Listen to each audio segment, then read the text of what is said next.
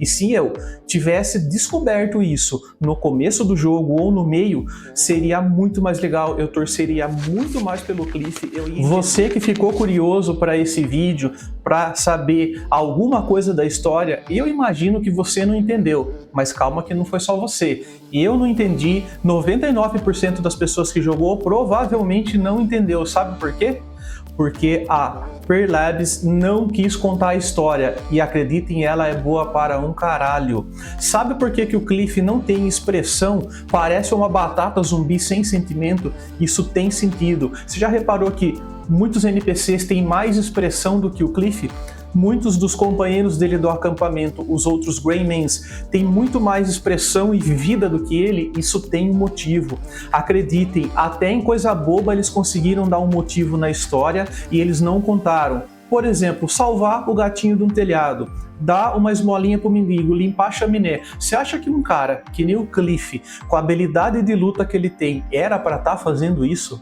Não tem sentido. Aquele monte de coisa que tá caído no mundo lá, do abismo, não sei o que, não tem explicação direito do que tá lá. E acreditem, você tem uma explicação, mas ela tá no final do jogo. Muita gente nem chegou até lá. Mas eu vou explicar tudo para você, por quê? Porque se eu soubesse disso daqui antes, o jogo teria sido muito mais legal para mim. E fiquem tranquilos que quando for começar a ter spoiler, eu vou colocar uma tela avisando. Então caso você realmente não queira saber, só você parar a partir daí. Mas eu recomendo que você, mesmo que não tenha terminado ou que pretende jogar, saiba da história antes. Por quê? Porque vai ficar muito mais legal para você jogar. Mesmo que você saiba do final, vai te ajudar. Eu torceria muito mais pelo Cliff do que eu torci, porque para mim parecia que ele não tava nem aí. Mas tem um sentido para isso. E eu vou te contar tudo. Fica aqui comigo até o final no vídeo.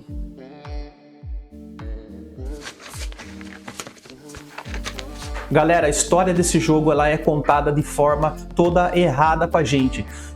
Eu vou falar uma coisa aqui pra vocês que não é um spoiler, porque não vai atrapalhar o seu gameplay caso você não queira saber da história, mas você só vai descobrir tudo, que é quando você termina a história do Cliff, aí você acha todos os Greymans, termina todos os abismos lá do céu, todos os desafios do abismo, aí que você vai abrir uma sala que tem um livro que conta tudo sobre o que está acontecendo. Só que muita gente nem chegou até lá. Se você parar de jogar logo depois que o Cliff termina a história ali, vamos dizer, principal dele, você nem vai chegar nisso, porque só depois de você matar o boss final e você fizer mais coisas é que você vai acessar a história. E isso tá muito errado, isso foi uma grande cagada da Pearl Labs, porque a história é muito boa. Eles tinham que ter colocado isso lá por mais ou menos 60%, 70% do jogo, ter deixado praticamente tudo claro, porque ficaria muito mais legal de você jogar. E a partir de agora, galera, vai ter spoiler, então eu vou deixar um alerta na tela. Se você não quer saber da história, você não assiste depois do alerta de spoiler. Então, a partir de agora, eu vou contar a história pra você e você senta aí que vai ser legal pra caramba. Ali. Galera, o que nós podemos entender então depois de ler aquele livro no finalzinho do jogo é que o mundo já existia e ele já tinha sido criado e existia um equilíbrio. Porém, antes de existir tudo, existia uma entidade ancestral descrita até no compêndio do jogo como a forma mais pura de poder desde o início dos tempos. E esta entidade era o Umbra, ou a Umbra. E aconteceu que esse poder bruto da Umbra começou a sair dela, começou a transbordar, vamos chamar assim. E esses fragmentos do poder começaram a cair em Paiol, começaram a cair ali na Terra, vamos chamar assim também, e são os artefatos do abismo que a gente encontra, que são aqueles cubos. Então a população ali, as pessoas começaram a pegar aquilo. As pessoas então que pegavam o artefato, abriam ele e usavam, elas começavam a transferir lá para o abismo as suas sensações, os seus sentimentos. De alguma forma o artefato ainda tinha ligação com a Umbra. Então a Umbra começou a receber muitos dos sentimentos e sensações humanas. E isso daí começou a se misturar na cabeça dela e ela começou a acreditar que aquilo era o reflexo do mundo. Os sentimentos dos humanos, que no caso ali os sentimentos ruins começaram a ser levados para a Umbra, ela começou a absorver e começou a acreditar que o mundo era daquele jeito. E ela não era maligna, ela não era má, ela não tinha distinção entre o bem e o mal, e ela não possuía vontade própria. Era uma força, uma energia cósmica que ficava ali junto numa outra dimensão ou sei lá onde. E nessa briga por poder, junto com os poderes adquiridos pelos artefatos, ocorreu uma grande guerra no principal lugar do jogo, que é o Deserto Carmesim, que inclusive dá nome ao jogo. Então a grande corrupção da Umbra, ela ficou pior, ou ela começou praticamente nas guerras do Deserto Carmesim. Uma terra que foi ali manchada por sangue, e daí a importância tão grande desta parte do jogo para a história. E nesse momento, pessoal, é onde os guardiões entram em cena. Os guardiões, nós não sabemos se eles foram criados pela Umbra, como que eles surgiram e quantos são. Eu não encontrei registro de nada disso. O que nós conhecemos são os dois guardiões que aparecem no jogo, que é aquela bruxa branca, que é chamada de Corvo Branco, e também aquele velho de roupa vermelha, que é o mendigo lá, que fica em cima daquela tampa ali de bueiro, tipo assim, ali na cidade de Hernan, que dá uma chave para você e depois desaparece. Então aqueles são os dois guardiões que aparecem no jogo. Os guardiões, então, vendo que a Umbra ia sair do controle e ela estava ficando má, tentaram controlar de alguma forma. O que eles começaram a fazer? Manipulação temporal. Pois é, galera, existe manipulação temporal nesse jogo, olha que loucura. Eles começaram a voltar o tempo antes da Umbra se corromper, mas todas as vezes que eles faziam isso, o que se seguia depois acontecia praticamente a mesma coisa. Eles não estavam conseguindo fazer isso daí parar, simplesmente voltando no tempo. E por que eles não enfrentavam a Umbra? Também não sei se está escrito em algum lugar, mas eu não achei o motivo disso, né? E aí eles decidiram pegar um ser humano e tentar preparar ele para lutar contra a Umbra. E aí que entra quem? O nosso Cliffão. Eles escolheram o Cliff para ser essa pessoa.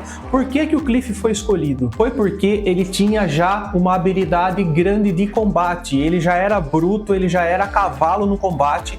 Então os guardiões pensaram que aquilo ali já seria bom para lutar contra a Umbra. Então esses guardiões começaram a criar situações para fazer com que o Cliff enfrentasse a Umbra e ver se conseguia resolver. E na primeira tentativa, obviamente, o Cliff falhou. Aí eles começaram a entender que faltava ainda moldar o Cliff. O que eles fizeram?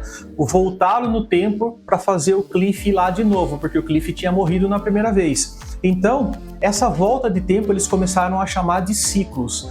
E começaram a ocorrer várias voltas no tempo para um ponto específico onde o Cliff deveria começar uma jornada até ficar pronto ao ponto de enfrentar a Umbra.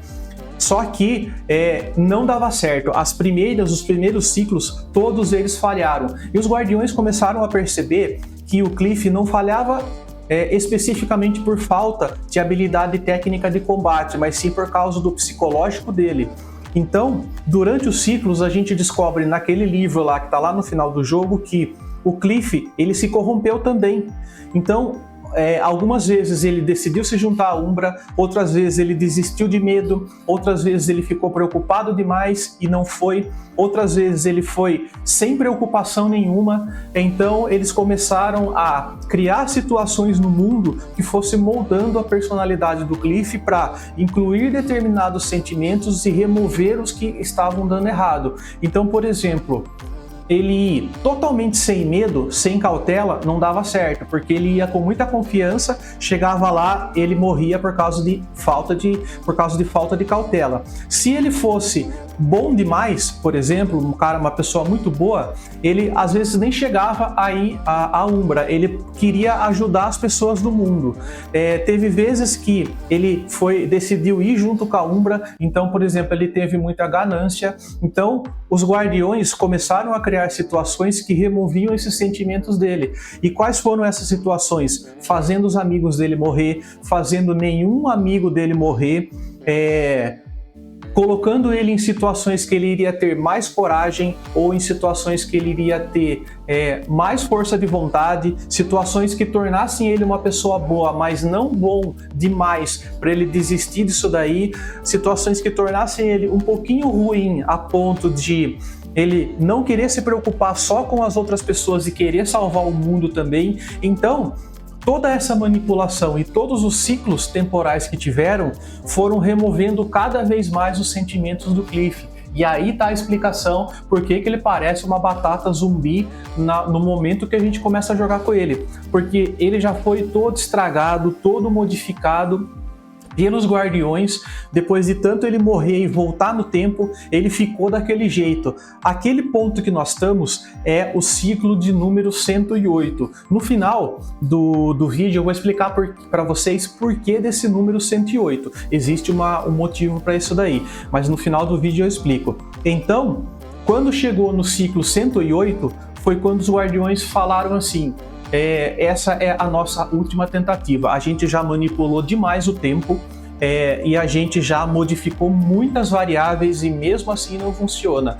E um detalhe, né? Por que não funcionava? Porque cada vez que eles voltavam no tempo, eles recomeçavam o ciclo, o Umbra não voltava. E eles acabaram descobrindo isso depois, que o Umbra não retrocedia no tempo, porque o Umbra teoricamente veio até antes do tempo, né?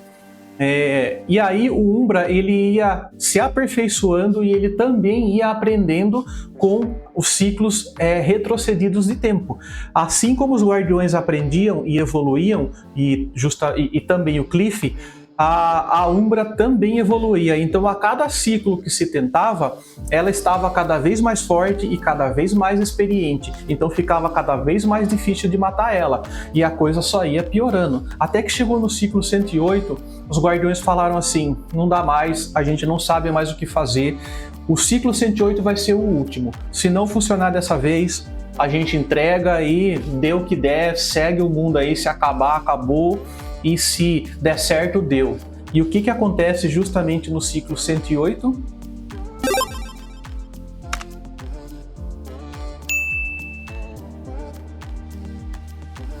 O ciclo 108, galera, é quando nós jogadores pegamos o jogo para jogar e começamos a controlar o Cliff. Olha que coisa mais maluca, que genial essa ideia. A variável que faltava para funcionar o plano deles de matar o Umbra somos nós, jogadores, porque nós fazemos coisas que eles daquele mundo não esperam.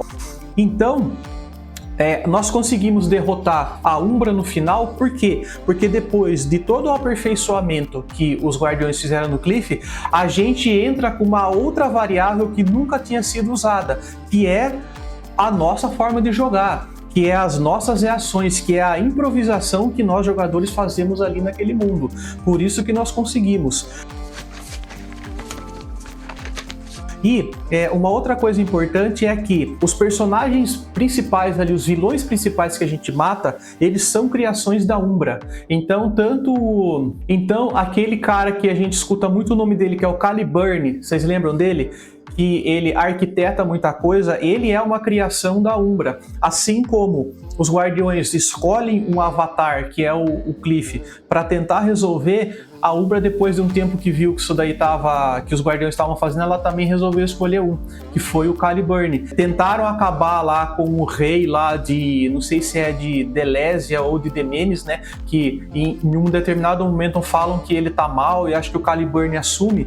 Esse Caliburn, ele é corrompido junto também com o inimigo lá dos Ursos Negros, que é o primeiro bossinho ali, né, logo no comecinho do jogo que a gente enfrenta. Então, povo, tudo que tá acontecendo ali, sabe? As bruxas que a gente encontra, que elas ficam falando daqueles santuários, elas dizem que os santuários foram construídos com coisas do abismo. Elas falam em frases assim aleatórias que tudo que está ali de tecnologia, de poder que tem ali naquele mundo de Pyre veio do abismo, e no momento que o mundo foi criado ou no momento que os artefatos começaram a cair e as pessoas viram que tinha uma energia e começaram a construir máquinas e equipamentos para aquilo. Por isso que está tudo cheio daqueles cabos assim, sabe, aqueles canão grosso que liga lá uma máquina na outra, que a gente não sabe porque todo lugar tem aqueles canos no chão, né, aqueles conduítes enormes no chão. Tudo isso daí foi desenvolvimento tecnológico baseado na energia do abismo. E você só recebe a informação no começo assim: o abismo fornece algumas coisas e o pessoal usou, e mais nada. né? Outro detalhe importante, muito legal, muito bom, que se eu, né, soubesse no começo seria muito mais legal, é que em determinado momento da história do jogo você enfrenta um cara chamado Goyan, ou Goyan.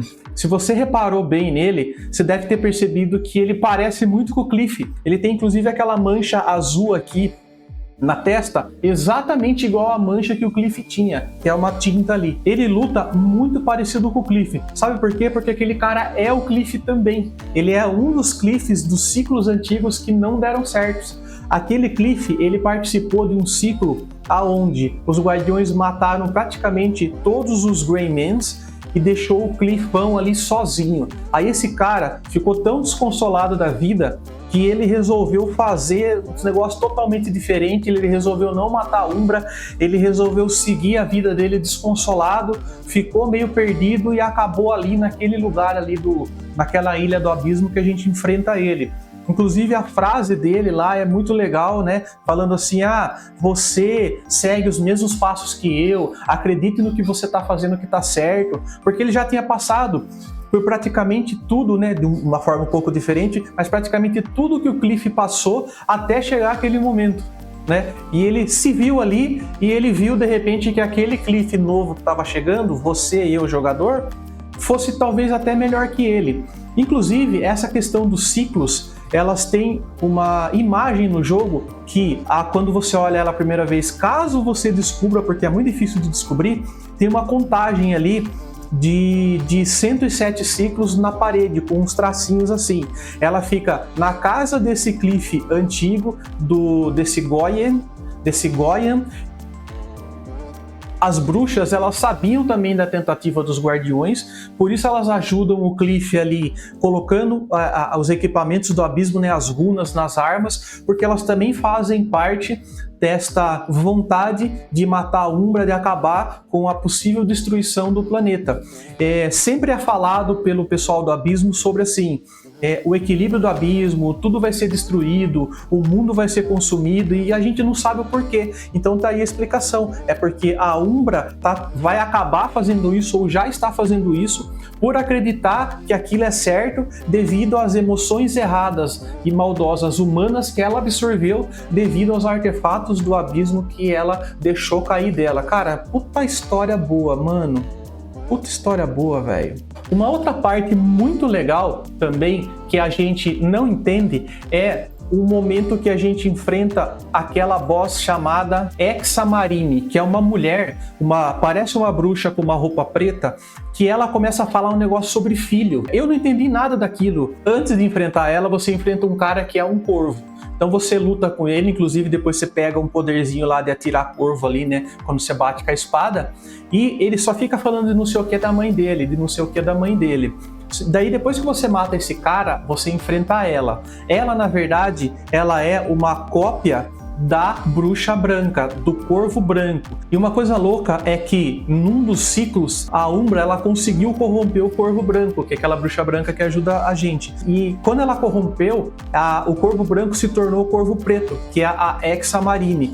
E se você reparar lá no jogo, a Hexamarine ela tem uma fissura pelo Cliff. Ela tem uma obsessão doentia, ela quer ser a mãe dele, ela quer acolher ele, da mesma forma que o corvo branco quer acolher. E, inclusive em um dos ciclos, o Cliff aceita até se juntar a ela, meio que ser filho dela e tal, e ele se corrompe ali e os dois se perdem ali, e por algum motivo desconhecido aí, eu não sei, né, a Hexamarine não morreu.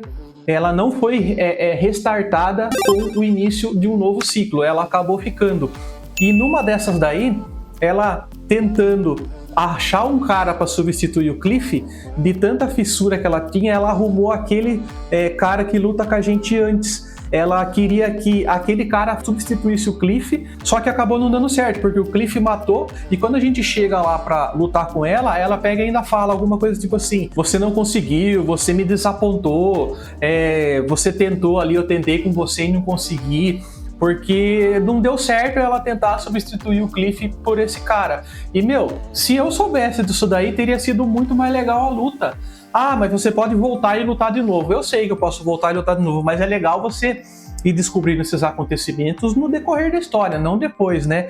Então, tipo, eu lutar com uma mulher que queria que eu fosse o filho dela, puta, seria muito mais da hora eu entender ali as falas que os inimigos e ela falam, que ficaria com um contexto correto. Seria muito mais legal do que você escutar uma frase aí do inimigo que tem a ver com essa história, que ele sabe da história, e você não entender bolhufas. Cara, então por isso que eu recomendei no começo que, mesmo que você não goste de spoiler e tal, que talvez fosse muito importante você saber disso agora, porque você, se não terminou o jogo ainda ou se vai começar, pode ter certeza que o jogo vai se tornar muito mais legal para você, porque para mim teria se tornado muito mais legal, viu, galera?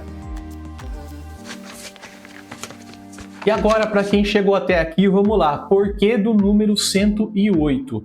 O número 108, ele não é coincidência, foi um número escolhido pela Perla Abyss, porque ele faz uma referência direta ao budismo. O número 108 no budismo, né, representa 108 desejos e impurezas humanas que impedem uma pessoa de alcançar a iluminação espiritual. Eu não conheço nada de budismo, não sei nada sobre isso, foi só o que eu li aqui de um site aqui que eu encontrei aqui que fala um pouco sobre a história.